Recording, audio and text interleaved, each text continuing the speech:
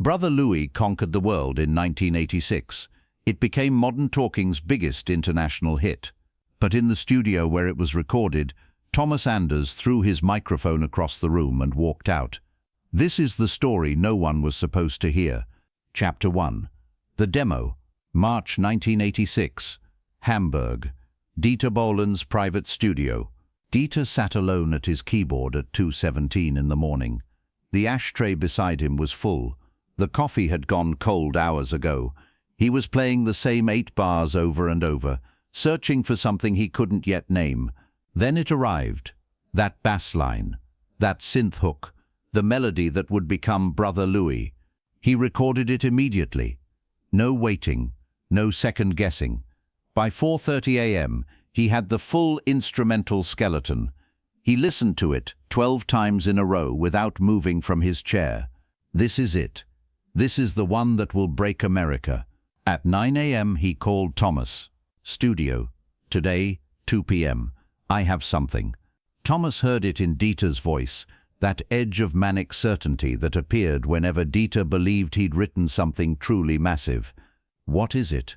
You'll hear it when you get here. The line went dead. Thomas stood in his kitchen, staring at the phone.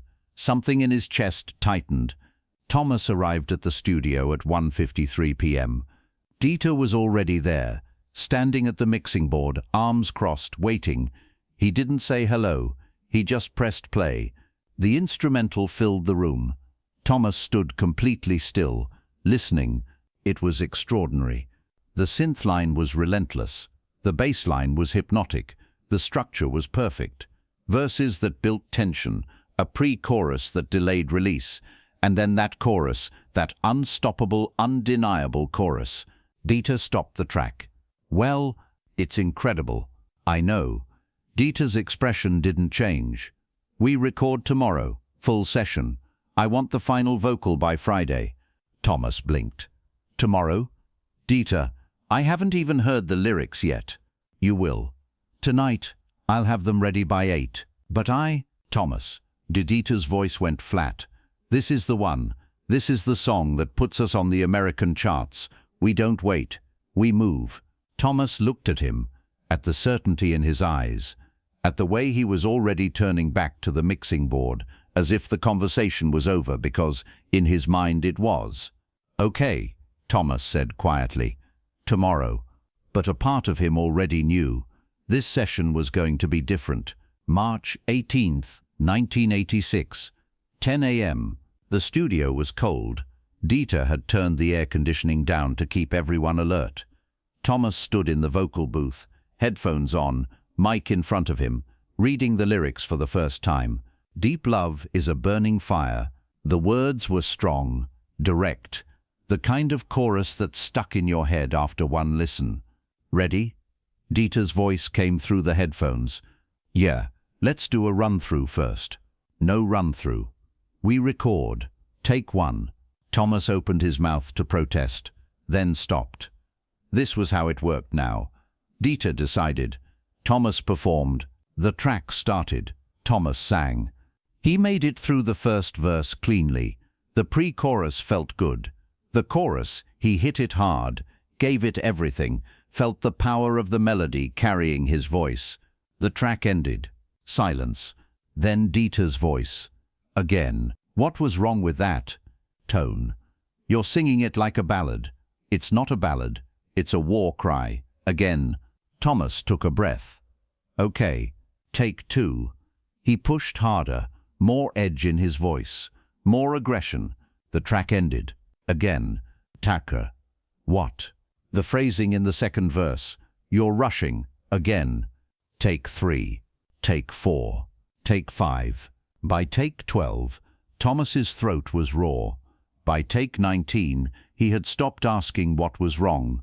By take 27, something inside him began to crack. Take 31. From the top. Thomas stood in the vocal booth, staring at the microphone. His voice was shredded. His hands were shaking. The clock on the wall said 6:47 p.m. They had been recording for over 8 hours. Dieter. His voice came out hoarse. I need a break. 5 more takes, then break. I can't. My voice. Your voice is fine. You're just not focused. Again. Something snapped. Thomas ripped off the headphones and threw them against the wall of the booth. The sound exploded through the studio. I'm not a fucking machine, Dieter. The engineer in the control room looked up, startled. Dieter didn't move. He sat perfectly still, staring at Thomas through the glass. 4 seconds of silence. Then Dieter pressed the talkback button. You're right. His voice was calm. Too calm. You're not a machine. A machine would have gotten it right by now. Thomas felt his chest tighten, felt rage and exhaustion, and something deeper, something that tasted like humiliation. You know what, Dieter? You want it perfect. You fucking sing it. He walked out of the booth, grabbed his jacket, headed for the door. Where are you going? Thomas stopped at the door, didn't turn around. Home. We're not done. I am. He left. The door closed. Dieter sat alone in the control room, staring at the empty vocal booth. The track played on repeat, that perfect, unstoppable instrumental, waiting for a voice that had just walked out. Chapter 2. The session begins. Chapter 3. The phone call. 11:34 p.m. Thomas's apartment. Thomas sat on his couch in the dark. He hadn't turned on any lights, hadn't eaten, just sat there, staring at nothing. The phone rang. He knew who it was before he picked up. Hello, Thomas. Dieter's voice. Quiet, different than it had been in the studio. Are you okay? No. Silence. I pushed too hard today. And Thomas closed his eyes. Yeah, you did. This song, it has to be perfect. You understand that, right? It's not just another single. It's the one that breaks us internationally. If we get this right, Dieter. Thomas's voice was steady. I know what this song means, but I can't work like this. I'm not a session musician you hired. I'm your partner. More silence. You're right. Thomas almost didn't believe he'd heard it correctly. Dieter Bohlen, admitting he was wrong, was rarer than a solar eclipse. Come back tomorrow. We'll start fresh. We'll get it in 5 takes, I promise. Thomas didn't respond immediately. Part of him wanted to say no, wanted to make Dieter feel what it was like to be on the other side of the rejection. But another part of him, the part that had heard that instrumental, that knew how massive this song could be, knew he couldn't walk away. Okay, tomorrow. But Dieter? Yeah? If you talk to me like that again, I'm done. Not just with the song, with all of it. A beat. Understood. They hung up. Thomas sat in the dark for another hour before finally going to bed. He didn't know it yet, but that conversation, that small moment of Dieter backing down, would be one of the last times it ever happened. Thomas walked back into the studio. Dieter was already there, coffee in hand, looking almost apologetic. Almost. Ready. Yeah. Thomas stepped into the booth, put on the headphones. The track started.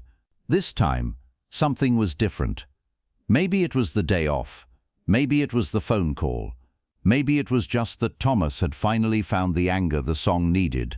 Not fake anger, not performed anger, but the real thing, the thing that had been building inside him for months. He sang. First take. Verse 1. Powerful, controlled. Pre-chorus, building. Chorus, explosive. The track ended. Silence in the control room. Then Dieter's voice, quiet through the headphones. That's it. That's the one. Thomas blinked. Really? We'll do 2 more for safety. But that's the take. You nailed it. Thomas stood in the booth, breathing hard, and felt something strange wash over him. Not relief, not satisfaction, a kind of hollow victory. Because he'd gotten it right, but only after being broken down first. He sang 2 more takes. Both were good, but Dieter was right. The first one was the one. You could hear it. That raw edge, that barely contained fury. The fury that would make Brother Louie sound like nothing else on the radio. Chapter 4. The video shoot. April 1986. Munich. The Brother Louie music video was being shot in a massive warehouse converted into a soundstage, lights, cameras, 30 crew members, a director who kept saying more energy, more passion. Thomas and Dieter stood side by side in matching outfits, leather jackets, tight jeans, the full 80s pop star uniform. The playback of Brother Louie blasted from the speakers. Action.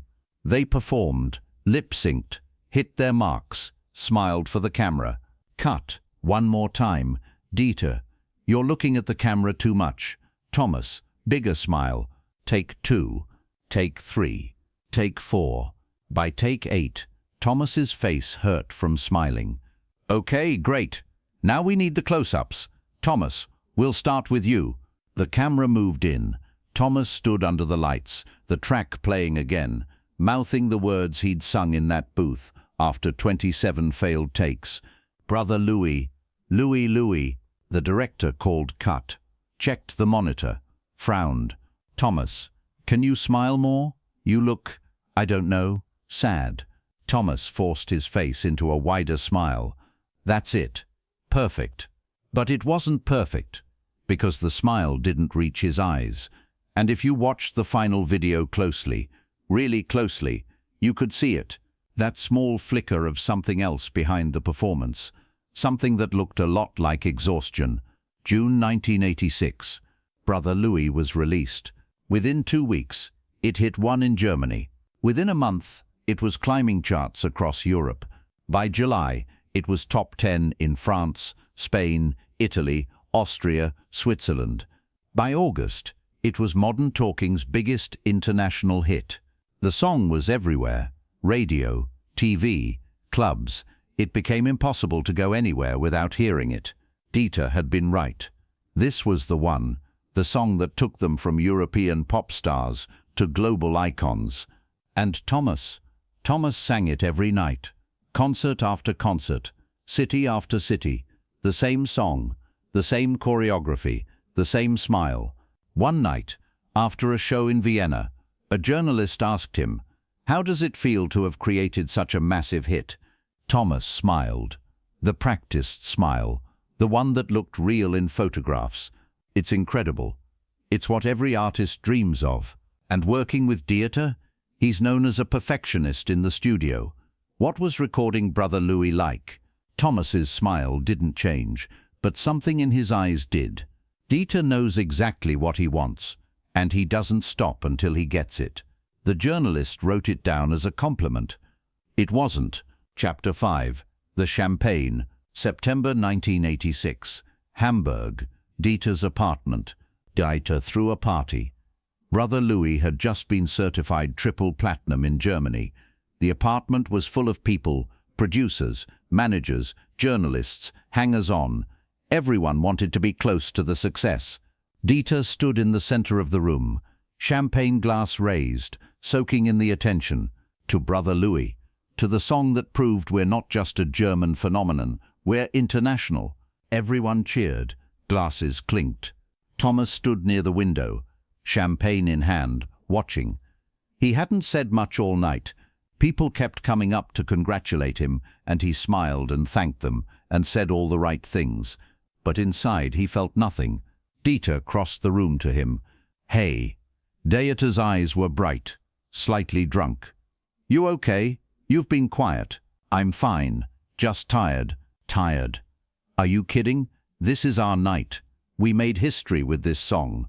Thomas looked at him, at the man who had pushed him through 31 takes, who had called him unfocused when his voice was bleeding, who had gotten exactly what he wanted. "Yeah, we did." Dieter clapped him on the shoulder. "Come on, loosen up, have another drink." He walked away, back into the crowd, back to the center of attention. Thomas stayed by the window. He looked down at his champagne glass, drank it in one long swallow. Then he set the glass down and quietly left the party. No one noticed. Epilogue. The legacy. Years later, in different interviews, both men would talk about Brother Louie. Dieter, 2003. Brother Louie was the turning point. That was when we stopped being just another pop act and became legends. I knew from the first note I played that it would be massive, and I was right. Thomas, 2006. Brother Louie was a great song, huge success, but the process of making it was difficult, very difficult. I think that's when I first realized that Dieter and I had very different ideas about what our partnership meant. Interviewer: can you elaborate? Thomas: not really.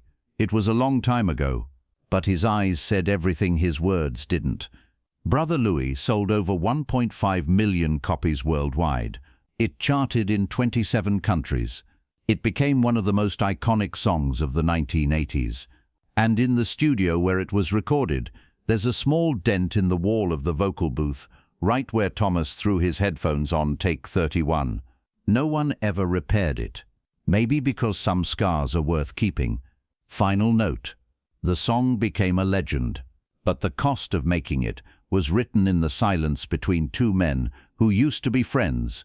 Sometimes the biggest hits carry the heaviest weight, and sometimes, when you listen very carefully to Brother Louie, you can still hear it, buried under the synths and the drums, and the perfect vocal performance, a voice that wanted to say something else entirely.